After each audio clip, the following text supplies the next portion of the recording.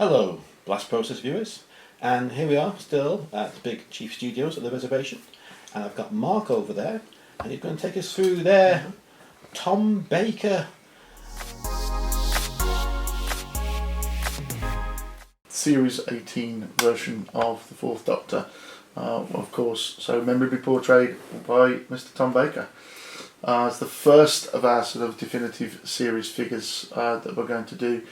And they'll be across different licenses, so it's not just specifically for Doctor Who. This is the first one, and we really wanted to go to town on what's included with the figure and the level of detail in the figure, which we've not really done on standard sort of editions.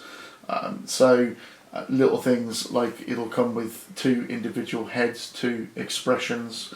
We have the more quizzical Tom Baker expression here on the figure, and we also have the new smiling expression here as well.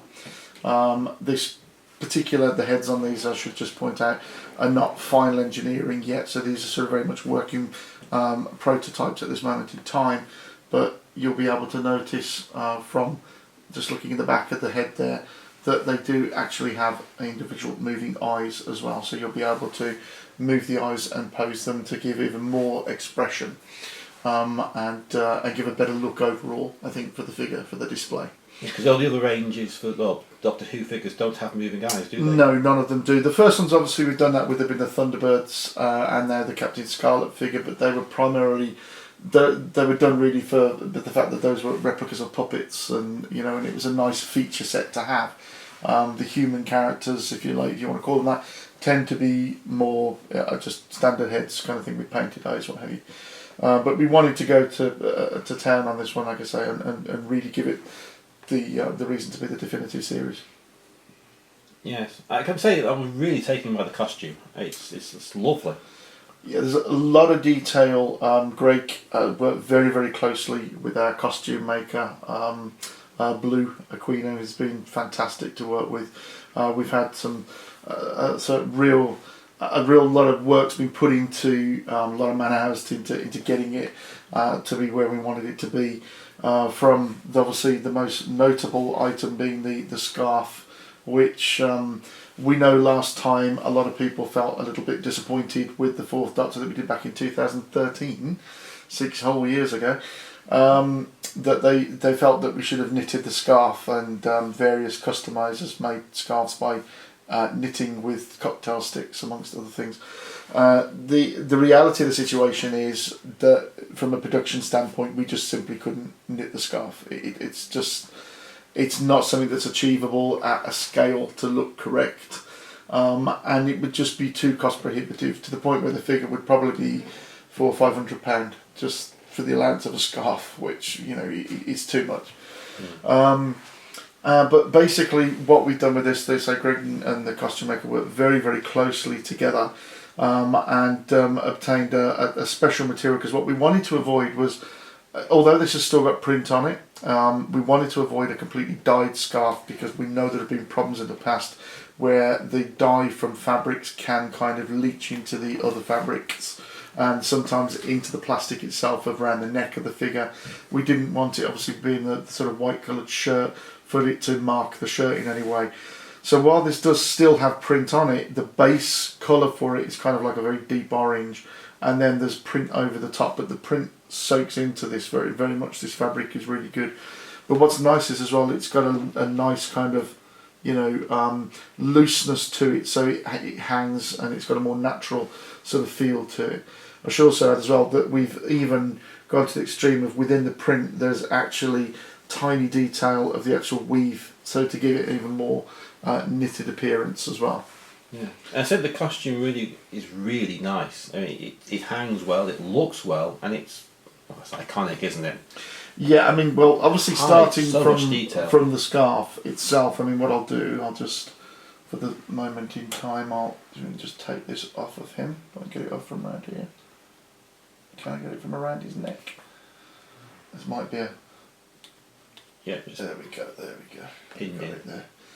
So if I just take this off, because it gives everyone a bit of a clearer look. As you can see, it's we're going to have to put instructions in this as well on how to actually attach the scarf properly, I think. And you see there's the length of it there. I mean, you know, it's over 1 metre in length, if I remember rightly, or something like that. It's just It's crazy. ridiculously long, isn't it? So even at this scale, it's ridiculously yeah, long. it's a very, very, very, very long scarf. So I'll just move his arm down here a second so that we can get a better look.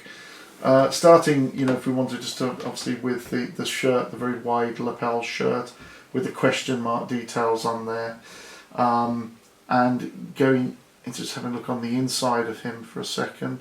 So you'll notice the coat's got its proper green kind of patterned lining as well. The only garment that doesn't have some form of print on it is actually the trousers themselves. And then we have the waistcoat. We did any number of attempts of prints on this, because in actual fact, I don't know if you can see it properly there, but there's kind of almost, for want of a better term, it's almost like a paisley, not quite as uniform as a paisley pattern, but there is like a pattern in the actual fabric, and it's got kind of like a purple and gold hue to it. And we tried any number of attempts to get this colour and also the blurriness, for want of a better term, of the pattern within the fabric itself, because it's like a velvet. It's like a crushed look to it. It is like a crushed velvet, but it's kind of gold and purple mixed. It's very, but there is a definite pattern. You can actually see there is some form of pattern that they've actually created. So we had to redraw all of that as well, and that was specially printed. Again, the trousers, and he's even wearing, I think, his braces under there as well, as you can see. And then onto his, obviously the trousers, the sort of plus for the trousers that he has, and the boots. We're also including the brogue shoes that he wore, and I may be able to show you. I don't really want to go pulling the boot off particularly, but there we go. So we can just see there's the sock in here, and I'll just pop that one back on for the moment. So again, so he's not going to be standing quite right at the moment until I pop his foot back in there. There we go, that's better. So and if I just turn him round a second on the base here, you also notice as well he's got the very wide lapels on the coat, and again this is like a crushed sort of velvet material. He's got the adjuster strap with the buttons on the belt at the back, functional pockets in the coat here at the side, all the little buttons, even down to the buttons here at the back where you've got the vent on the back of the coat as well. So there's a hell of a lot of detail in the costume in itself. It's really quite involved because of the amount of printed pattern that goes into it. Yeah, it's a shame you can't wear it yourself, really. Yeah, well, I'm sure there are people that make it, that make the real McCoy. So yeah, so it's going to be a fantastic looking costume, and then what with the combination of the various the two different heads and the hair pieces as well, that will allow for, and this is not right at all at this particular thing what I'm putting on here, but the hair's in multiple layers. So it creates kind of more of a natural curl than the first time round when we did it, which itself was a nice look, but this has just got that little bit more depth and detail in it. He will also come with his trademark fedora as well, and this will be obviously a wearable accessory that you'll see from the images, but also at the same time you'll be able to hold it as a regular accessory as well.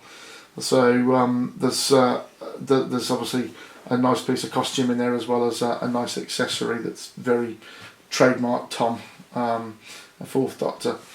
And then we have obviously other accessories as well, a number of other accessories, including his telescope. This particular one at the moment doesn't come out, doesn't extend, but the actual production pieces will, so it will collapse in on itself and be able to be opened up. So we'll be making a very tiny little telescope as well. As I say, it comes with the two pairs of the boots, the footwear, so the pair of the boots, and these are materials, rather the boots themselves are fabric, as you can see on here, and the shoes, the brogues, which can pop into the bottom where the socks are, and you just push the socks into the side there, around here, push them into the internal part of the brogues there. As usual, it comes with multiple hands as well. These particular ones are not the flexible hands, which is why they've got the pegs already in them to allow us to easily swap them out and swap them. So they're not the softer flexible fabric plastic that we normally have. Which is why the Sonics, which are separate but in this particular instance are shown and being held by the hands, because we've had to fit them into the particular hands. And even the Sonic itself is different as well. There are some minor differences between the Sonic that he has Series 18 compared to what we had previously for Series 13, I believe. I think it was, wasn't it? When we did our previous Tom in 2013. We got the obviously the Jelly Babies once again, because forever ever popular with Tom, and they make for a nice accessory, particularly with the smiling face. Yes. And even down to his new, sadly more boring, mainstream, normal, everyday Yale type key for the TARDIS, as opposed to the key that he had previously, which is a little bit more like the one that comes with the 8th Doctor. Which figure. is threaded onto this little yarn. Yarn. That's actually the word, yarn. Yarn, yeah. It's a very Yes. well, it's very typifies this particular figure. I think it's got that nice look. So yeah, all in all, it's going to be a really lovely piece, I think, for people for Doctor Who fans. And what I'm very pleased to announce is that we've been in touch with Tom's agent, and the definitive series will also be a signature edition. So there will be a 500-piece signature edition available of this figure. There'll be a standard limited edition as well if you perhaps have got the signature edition of the first 4th Doctor we did and you're not too bothered about owning a signature on this particular version. But the definitive series will be available as both signature and limited edition. I was wondering, can you sign up? When will you be able to sign up for this? What's the anticipated? We're hoping to be able to get him up for pre-order around the sort of first part of December. We're not certain though as of yet 100%, because whilst he's been approved in terms of the sculpts and the costuming and everything else, the photography will he's sort of in the middle of taking place and in between obviously what we're shooting here today, and then he's got to go off for photography again and do some more shots. So we'll see if we can get him up before Christmas. We'd like to, but again, we are very we're also we're very aware that of course it's Christmas. Yes. And everyone's spending their money on Christmas presents, and these things are It not, will be, yes, be unfair, not people want it. low priced items. Yeah. Exactly. So we're kind of sort of balancing it out at the moment and seeing how we can do him. But then likewise, January is a tricky time as well, because of course people are still Paying off for their Christmas presents. So yeah, there's there's never a good time for these things, is there? But yeah, the packaging will reflect on this one. It'll be different, and it'll be sort of really highlighted in a way because of course this is supposed to be the definitive series, the definitive version. So we want it to reflect that. The base as well will be somewhat different. The base is something we're still working on at this moment in time, but we want it to actually be different, and again, sort of have that kind of status to really elevate this piece above what we've done. Yeah, it's essentially a sort of 1/6 scale. Collectors know that there's ranges within ranges for manufacturers, like Hot Toys do there. Is it DX range? Yeah, the DX. I mean, that's that kind of in a way it is sort of our version of a DX figure, in so much as they're kind of almost like their Grail, for one, a term, as I'm sure your followers will be aware of in collector communities, that the Grail pieces that people have looked for or searched for a long time, if they perhaps have come in later and didn't know about DX figures or what have you, so they come and pick them up at a later date, and they're buying them on the secondary market at that point in time because they've all sold out. Yeah. So that's the kind of thing we want. We very much want to elevate the product. So future definitive series figures will most certainly include the 10th Doctor as well. But as of yet, that's down the line. We have other Doctors and Masters and Cybermen other things to produce. So he's not in the frame just yet, but we very much want to include him because we know, you know, David Tennant is a hugely popular Doctor, and the fans will just relish the opportunity. This gave us an opportunity to really go back and revisit something that, you know, the sculpts that we did before were very nice, but like everything, you know, progress, things get better. The manufacturing techniques get better. With our new vendor partner we have, and most people, I think, who will receive the 8th Doctor will be, well, hopefully will be very pleased with what the figure that they get. Excuse me, because he is a significant improvement and he does look really, really nice.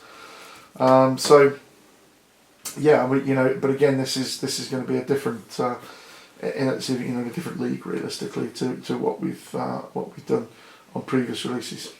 Excellent. And of course he is 1/6 scale, so it'll fit with all the other ones. He absolutely is. And it will fit alongside and stand alongside your other figures in exactly the same way. This, dear me, sorry. This backdrop is just one that we pinched from our previous 4th Doctor just to give him something that we stand him against here. So that's not something that's included, but this particular version of the backdrop is not included anyway.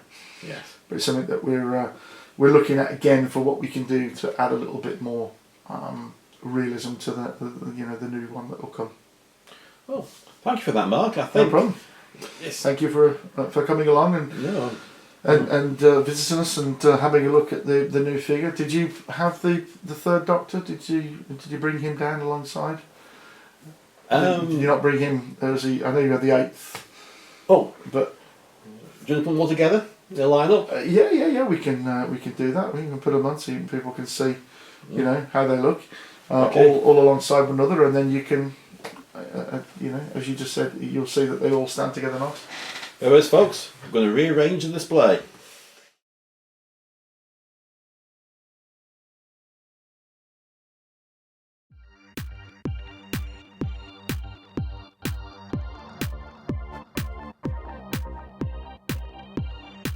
You have to be above.